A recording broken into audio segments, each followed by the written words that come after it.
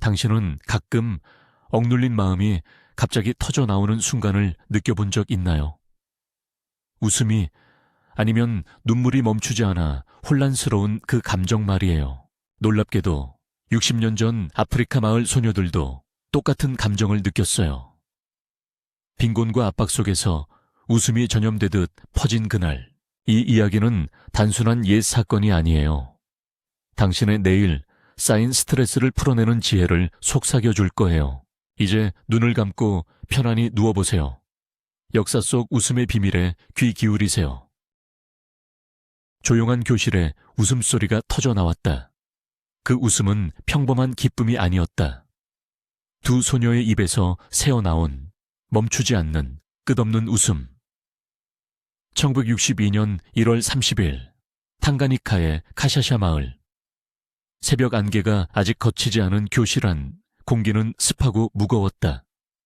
창밖으로는 커피 농장이 드리워진 언덕이 보였고 먼 곳에서 닭 울음소리가 희미하게 들려왔다. 학교 종이 울리기 전 6살의 로즈와 18살의 수자는 책상에 앉아 있었다. 그날 아침 수업이 시작되기 직전 로즈가 갑자기 몸을 떨며 웃기 시작했다. 처음엔 가벼운 킥킥거림이었다. 하지만 곧 그 웃음은 폭발했다. 로즈의 어깨가 들썩이고 얼굴이 붉어지며 눈물이 주르륵 흘렀다. 수잔이 그 광경을 보자 그녀도 따라 웃기 시작했다. 교실 안 공기가 변했다. 웃음이 공기를 채우며 다른 아이들의 시선이 모였다. 바깥 바람이 창문을 스치며 속삭이듯 불어왔다. 탕가니카의 건기, 공기는 먼지와 흙냄새로 가득했다. 아이들은 아직 졸린 눈을 비비며 앉아 있었지만 두 소녀의 웃음은 전염되듯 퍼졌다.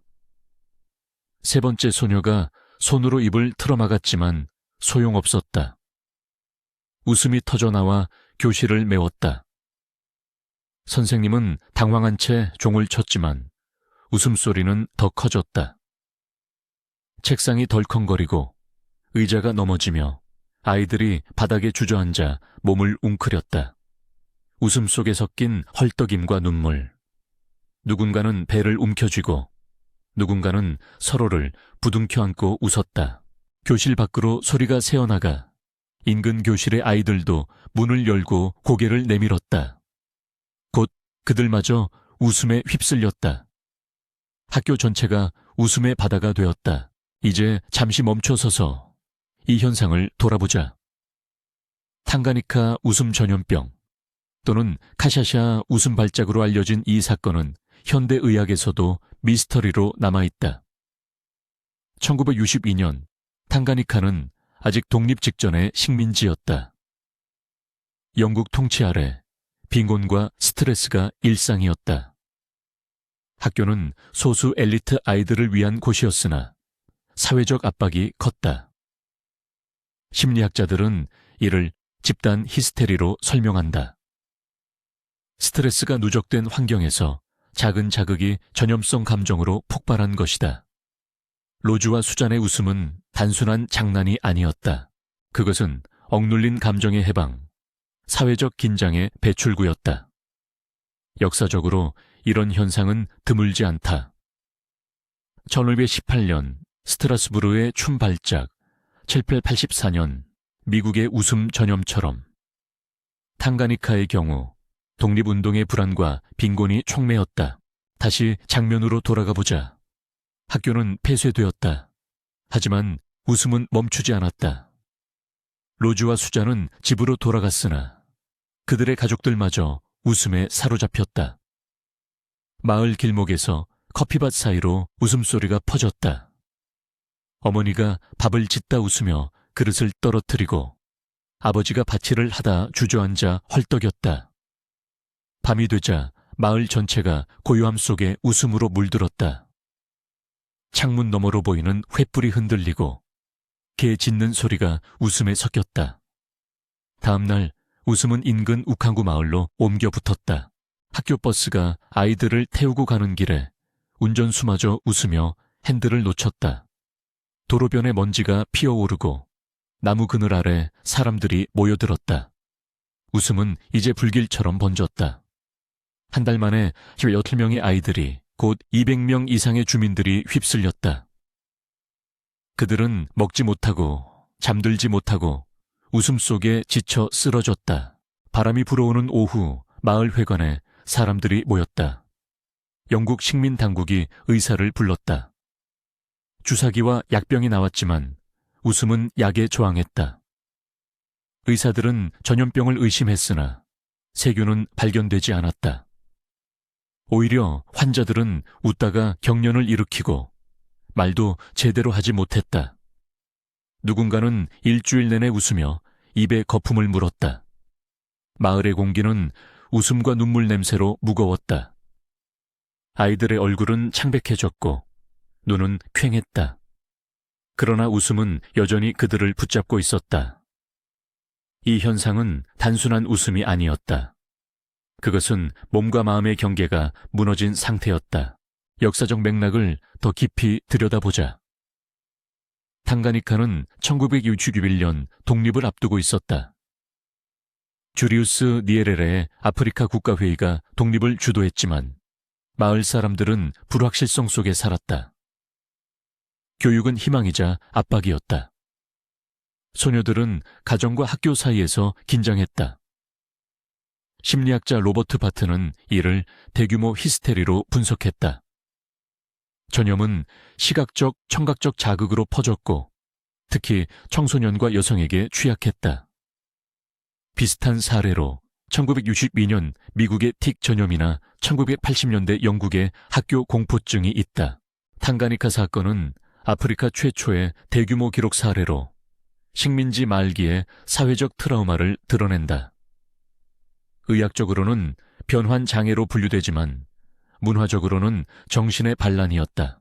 웃음은 이제 100km 떨어진 지역으로 퍼졌다. 우간다 국경 근처 마을까지. 정부는 학교를 닫고 환자들을 격리했다. 그러나 웃음은 격리소 안에서도 계속되었다. 환자들은 침대에 묶인 채 웃었고 간호사들마저 동요했다. 비가 내리는 밤 빗소리가 웃음을 덮으려 했으나 실패했다. 마침내 몇 달 후 웃음은 서서히 잦아들었다. 환자들은 회복되었으나 그 기억은 마을에 남았다. 로즈와 수잔은 평범한 삶으로 돌아갔지만 그 웃음은 영원한 미스터리로 남았다. 이 사건의 교훈은 무엇일까? 인간 마음은 예기치 않은 방식으로 반응한다. 스트레스와 압박 속에서 웃음조차 무기가 된다. 탕가니카 웃음 전염병은 의학의 한계를 보여주며 우리에게 조용한 반성을 남긴다. 이제 눈을 감고 그 마을의 고요한 밤을 상상해 보아라. 바람소리, 먼 웃음의 메아리, 평화롭게 잠들어라. 어둠 속에서 터져나오는 웃음소리, 그 소리가 마을 전체를 삼키는 순간. 웃음이 아니라 비명처럼 들리는 그 소리. 탕가니카의 평온한 밤, 1962년 1월, 카샤샤 마을은 고요해야 했지만 대신 웃음의 파도가 밀려들었다. 학교 울타리를 넘어 이웃 마을들로 번진 웃음의 전염병. 한 소녀의 가벼운 킥킥거림이 시작이었는데 이제는 수백 명이 쓰러져 헐떡이는 지경이었다. 웃음이 사람들을 무너뜨리는 세상에서 가장 기이한 재난의 절정. 상상해 보십시오. 뜨거운 열대 바람이 불어오는 오후, 먼지 쌓인 길가에서 여학생 하나가 갑자기 웃음을 터뜨린다. 처음엔 장난처럼 친구들이 따라 웃고 곧 교실 전체가 웃음 바다가 된다. 하지만 그 웃음은 멈추지 않는다. 배를 움켜쥐고 바닥에 구르는 아이들, 눈물이 주룩 흘러내리는 얼굴들. 숨이 막혀 헐떡이며 웃고 웃다 지쳐 쓰러진다. 학교는 문을 닫는다. 그러나 이미 늦었다. 그 웃음은 바람처럼 퍼져나간다. 바로 옆 마을, 부쿠바 지역의 작은 촌락들로 1962년 1월 30일 카샤샤 학교에서 시작된 이 현상은 불과 며칠 만에 주변 14개 마을로 번졌다. 웃음에 걸린 사람들은 보통 1열 3일 동안 지속적으로 웃는다. 웃음이 점점 격렬해지며 근육이 경련하고 호흡이 가빠진다. 누군가는 며칠씩 웃다가 탈수와 피로로 쓰러져 병원에 실려간다. 마을 사람들은 처음엔 호기심에 모여들지만 곧 공포에 질린다. 웃음의 병이라고 부르며 집 안으로 숨는다. 학교는 영원히 문을 닫고 아이들은 집으로 흩어진다. 그러나 집에서도 안전하지 않다. 어머니가 웃기 시작하면 아이들이 따라 웃고 온 가족이 무너진다. 이웃마을 나얀자로로 가보십시오. 황량한 아프리카 초원 한가운데 야자나무 그림자가 드리운 오두막들. 한 여성, 이름은 모르지만 실제로 있었던 사람, 갑자기 웃음을 터뜨린다. 그녀의 웃음은 전염된다. 이웃집 할머니가 웃고 아이들이 달려와 웃는다. 곧 마을 광장은 웃음의 소용돌이. 사람들은 웃다가 넘어져 먼지 바닥에 누워 헐떡인다. 물 한 모금 마시려 해도 웃음이 터져 삼킬 수 없다. 가족들은 짐을 싸서 도망친다. 웃음의 귀신이 왔다고 속삭이며 멀리 떠난다. 마을은 텅 비고 몇몇은 웃음에 지쳐 죽는다. 첫 사망자, 정확히는 탈수와 심한 스트레스로 인한 합병증. 공식 기록에 따르면 최소 14명이 목숨을 잃었다. 이 웃음은 단순한 장난이 아니었다. 피해자들은 주로 청소년 소녀들, 13, 18세 사이. 왜 그랬을까? 여기서 잠시 역사적 맥락을 되짚어보자. 탕가니카는 1961년 독립한 신생국, 독일, 영국 식민지 시대를 지나 줄리어스 니에레레의 사회주의 정부가 막 출범했다. 카샤샤와 부코바 지역은 우간다 국경 근처 빈곤한 농촌. 사람들은 주로 반투족, 바반차족, 영양실조가 만연하고 스트레스가 쌓인 사회. 학교는 식민지 유산으로 아이들은 하루 종일 공부에 매달렸다. 그런 환경에서 작은 스트레스 시험 불안, 친구 간 갈등가 촉매가 됐다. 의학적으로 이건 질병이 아니라 집단 히스테리였다. 스트레스성 전염 질환, 마스 사이코제닉 일너스. 웃음은 코르티솔 호르몬 폭발로 인한 신체 반응. 피해자들이 주로 소녀인 이유. 그들은 사회 최약자. 가부장제 속에서 억압받고 학교에서 압박받으며 변화하는 사회 속에서 불안을 느꼈다. 웃음은 그 불안의 배출구이자 전염. 한 사람이 웃으면 주변 사람들이 무의식적으로 따라하며 뇌의 거울 뉴런이 작동한다. 마을 전체가 감정의 도미노가 된다. 다시 장면으로 돌아가 보자. 부코바의 한 마을, 해가 저물 무렵. 붉은 노을이 초원을 물들이고 멀리 빅토리아 호수의 물소리가 들려온다. 웃음에 걸린 20대 청년 하나가 길바닥에 쓰러져 있다. 그의 웃음은 이제 약해져 헐떡임으로 변했다. 가족들이 물을 부어주려 하지만 그는 웃으며 몸을 비튼다. 마을 어른들은 모닥불을 피우고 주술사를 부른다. 이건 악령이다. 그러나 주술도 소용없다. 청년은 사흘째 웃음에 시달리다 탈진한다. 주변 마을에서도 비슷한 광경. 수백 명이 웃음에 쓰러져 일상은 마비된다. 시장은 문을 닫고 농사는 게을러진다. 사람들은 웃음의 재앙이라 부르며 서로를 피한다. 이 전염병은 왜 이렇게 맹렬했을까? 지리적 요인도 컸다. 탕가니카 북부는 고립된 촌락들. 의료시설이 부족하고 소문이 빠르게 퍼진다. 한 마을의 웃음 소식이 이웃으로 전해지며 공포가 증폭된다. 게다가 우기 직전 습한 공기가 사람들을 지치게 한다. 밤에는 모기 소리와 함께 웃음이 울려 퍼진다. 가족 하나가 도망치면 빈집이 웃음의 메아리로 가득 찬다. 역사적 의의는 깊다. 이 사건은 현대 심리학의 교과서 사례. 1962년 영국 의학지 중앙아프리카 의학저널에 처음 보고됐고 오늘날 팬데믹 심리학 연구의 기초가 됐다. 코로나 시기 집단 공포와 비교되기도 한다. 탕가니카 정부는 학교를 폐쇄하고 피해자들을 격리했다. 웃음은 18개월 만에 사그라들었지만 마을들은 상처를 안고 재건됐다. 이 웃음의 전염병은 우리에게 묻는다. 인간의 감정은 얼마나 연약한가? 스트레스가 쌓인 사회에서 작은 웃음 하나가 어떻게 재앙이 되는지 이제 밤이 깊어간다. 카샤시아의 초원에 바람이 불고 웃음소리는 희미해진다. 쓰러진 사람들이 천천히 일어나고 마을은 조용히 숨을 고른다. 당신도 이 이야기를 들으며 마음의 긴장을 풀어보십시오.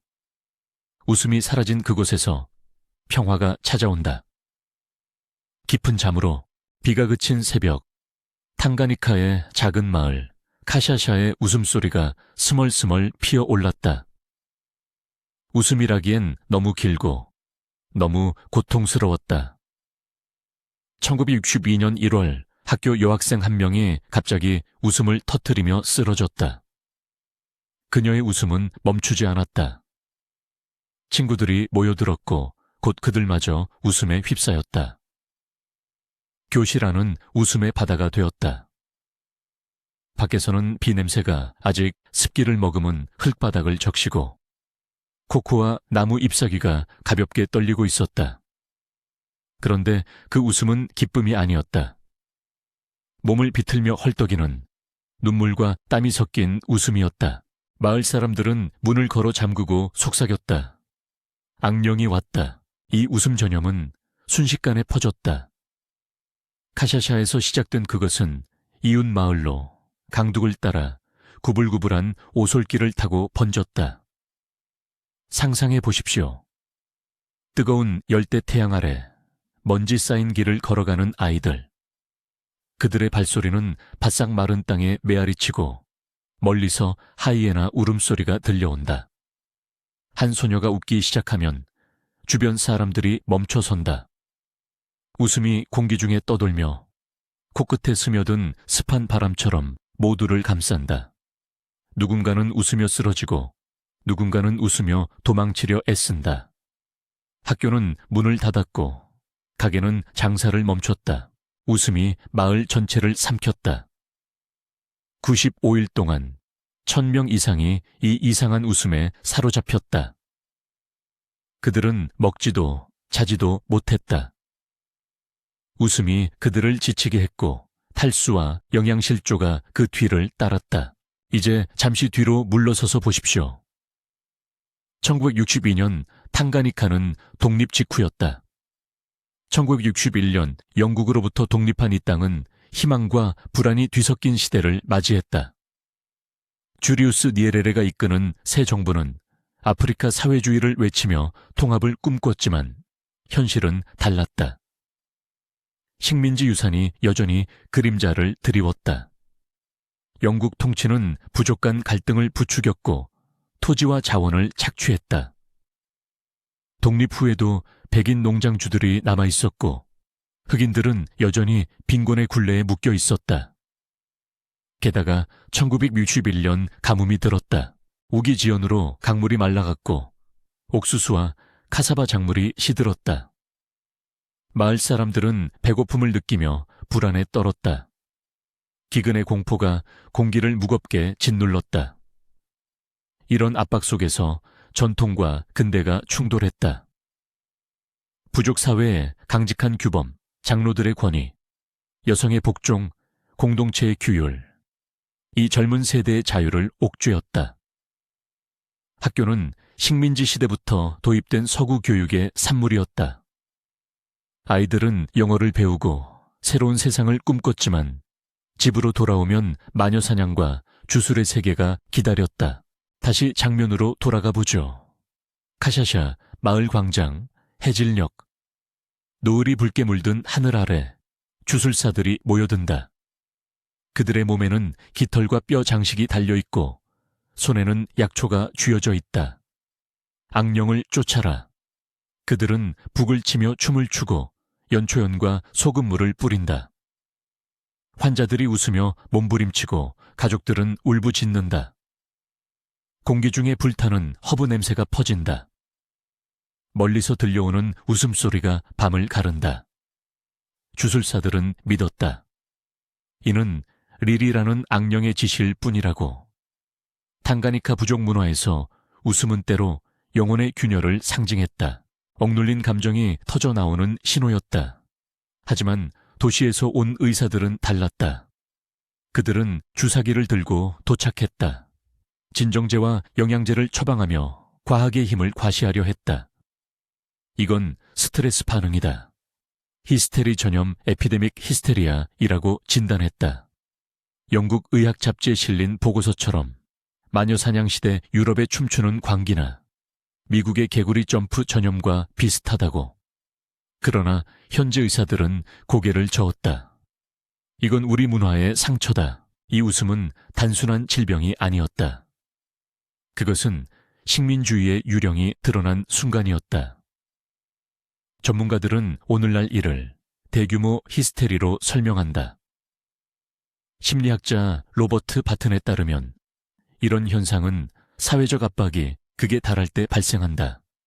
탕가니카의 경우 독립의 환희 뒤에 숨겨진 트라우마가 폭발했다.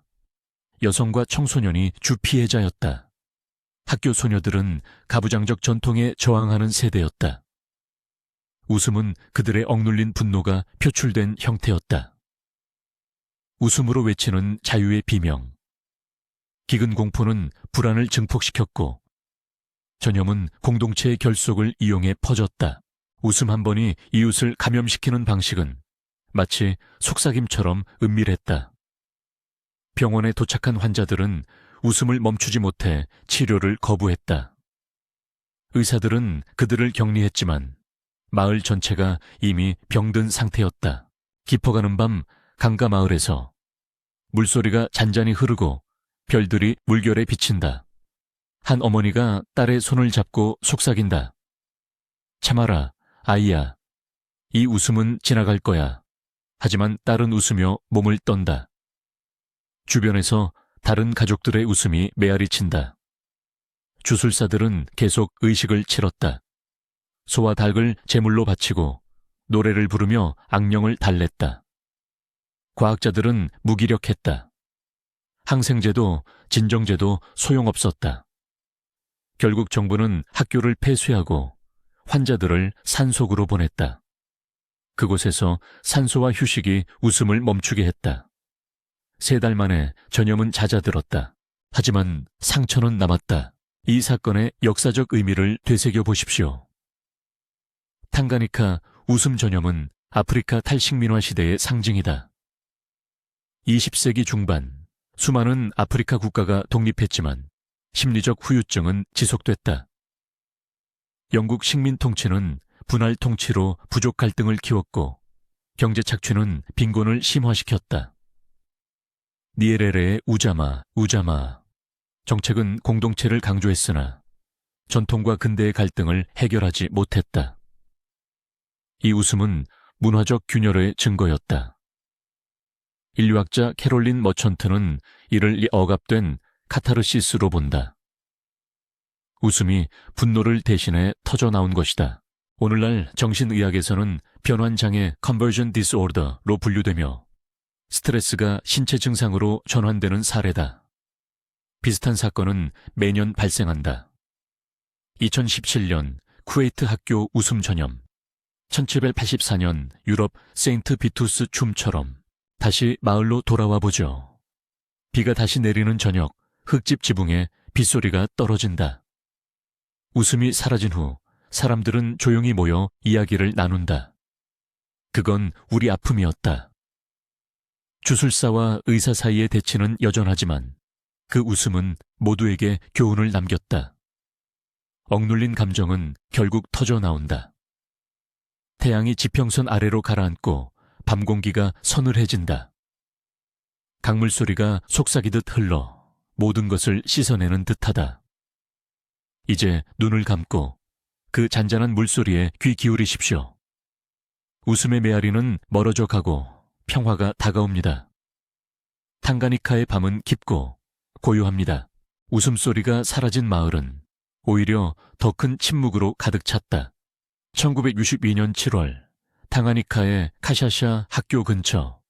바람이 부드럽게 야자 잎을 스치며 지나가지만 그곳 주민들의 가슴 속에는 여전히 웃음의 메아리가 맴돌았다. 18개월간 이어진 광란의 웃음 전염이 이제 막 격리라는 무거운 문으로 막힌 순간이었다. 아이들은 창밖을 멍하니 바라보고 어른들은 피로에 젖은 눈으로 서로를 피했다. 웃음이 멈췄지만 그 공허함은 더 깊은 공포를 불러일으켰다. 상상해 보십시오. 뜨거운 열대의 태양 아래 먼지 쌓인 길목에서 한 소녀가 갑자기 웃음을 터뜨린다. 로사리아라는 이름의 14살 소녀였다. 그녀의 웃음은 평범한 장난이 아니었다. 몸을 부들부들 떨며 눈물이 흐르고 숨이 막힐 듯한 그 웃음은 주변 아이들을 삼켰다. 곧 학교 전체가 웃음의 물결에 휩싸였다. 교실 안은 숨소리조차 들리지 않을 만큼 웃음으로 메아리쳤고 창문 너머로 그 소리는 마을까지 퍼져나갔다. 아이들은 바닥에 쓰러져 배를 움켜쥐었고 선생님들은 당황한 채 문을 잠그려 애썼다. 공기는 습하고 무거웠으며 웃음 속에 섞인 땀 냄새가 코를 찔렀다. 그날부터 웃음은 전염병처럼 번졌다. 한 명이 웃으면 10명이, 마을 하나가 웃으면 지역 전체가 무너지는 시기였다. 이 웃음 전염은 단순한 유의가 아니었다. 피해자들은 웃음에 사로잡힌 채 먹지도 자지도 못했다. 탈수와 피로로 쓰러지는 이들이 속출했다. 정부는 학교를 폐쇄하고 수백 명을 격리소로 옮겼다. 텅 빈 학교 건물은 바람 소리만 울리며 서 있었고 격리된 아이들은 창살 너머로 가족을 부르며 웃었다. 18개월 동안 약 1000명이 이 웃음병에 걸렸다.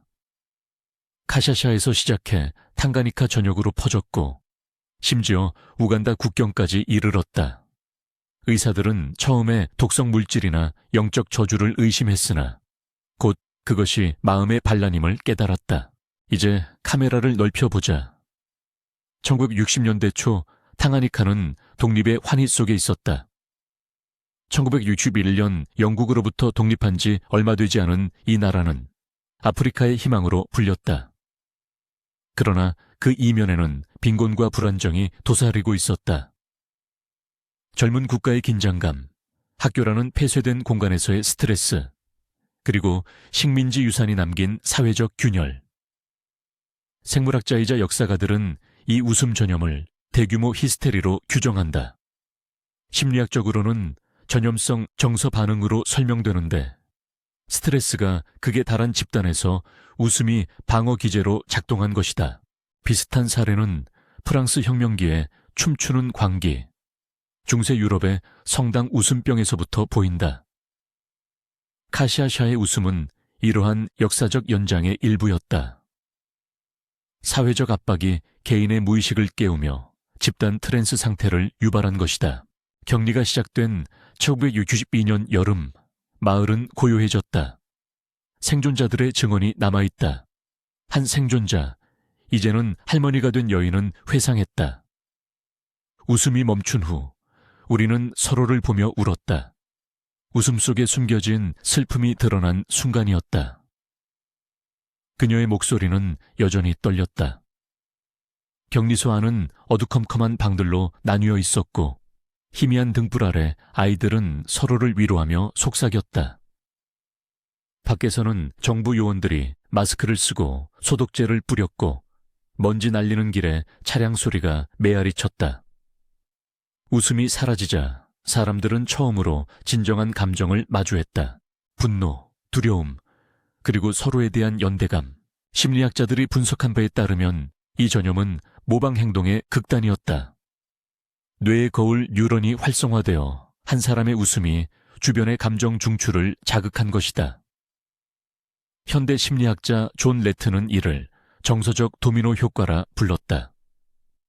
카샤샤 사건 후 탕가니카 정부는 정신건강 프로그램을 도입했으나 여전히 구전으로만 전해진다. 이 사건은 오늘날의 바이럴 히스테리와 닮아 있다. 소셜미디어에서 퍼지는 틱톡 챌린지나 집단 패닉, 코로나 팬데믹 중에 화장실 퇴치 사재기 현상, 모두 스트레스 사회에서 웃음이나 공포가 전염되는 메커니즘이다. 이제 마을의 저녁을 느껴보자. 해가 지평선 너머로 물들며 주황빛 하늘이 마을을 감싼다. 생존자들은 모닥불 주위에 둘러앉아 이야기를 나눈다. 그 웃음은 우리를 자유롭게 했지만 동시에 갇히게 했다. 한 노인의 말이다. 불꽃이 타오르며 그들의 얼굴에 그림자를 드리우고 밤 공기는 서늘하게 변한다. 웃음의 메아리는 이제 속삭임이 되었다. 그 속삭임은 사회의 균열을 드러낸다. 빈곤, 불평등, 그리고 억눌린 감정. 카샤샤의 웃음은 단순한 전염이 아니라 아프리카 사회의 아픔을 웃음으로 토해낸 반란이었다. 역사적으로 보자면 이 사건은 기능적 정신병의 교과서적 사례다. 미국 국립보건원의 연구에 따르면 유사 전염은 전 세계 20여 건 보고되었으며 대부분 여성과 청소년에게 집중된다. 왜 그럴까? 사회적 기대와 억압이 그들의 무의식을 자극하기 때문이다. 탕가니카의 경우 독립 직후의 혼란이 배경이었다. 주리 칼만슨의 연구서 대중 히스테리에서 이 사건은 사회적 카타르시스로 평가된다. 웃음이 폭발하며 억눌린 에너지가 방출된 것이다. 오늘날의 메아리. 2020년대 팬데믹 중 소셜미디어에서 웃음 챌린지가 유행했다. 한 영상이 퍼지며 수백만 명이 따라 웃었다. 하지만 그 뒤에는 불안과 고립이 도사렸다. 카샤샤의 교훈은 명확하다.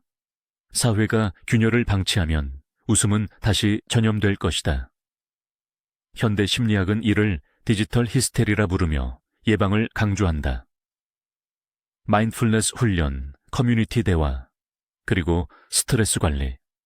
잊힌 이 전염은 우리에게 묻는다. 당신의 웃음은 자유인가? 아니면 반란의 신호인가? 격리 해제된 마을. 1963년 봄. 새싹이 돋는 들판에서 아이들은 다시 웃었다. 이번에는 진심 어린 웃음이었다. 바람이 그들의 머리카락을 흩뜨리고 멀리서 새소리가 들려온다. 그러나 그들의 눈빛에는 지혜가 스며들었다. 웃음의 마지막 숨결이 남긴 교훈은 사회의 균열을 미리 보수하라는 것이다. 이제 침대에 누워 이 이야기를 곱씹어 보십시오. 당신의 호흡이 깊어지며 마을의 고요한 밤이 당신을 감싼다. 웃음의 메아리가 서서히 사라지며 평화로운 잠으로 이끌어 줄 것이다. 좋은 밤 되십시오.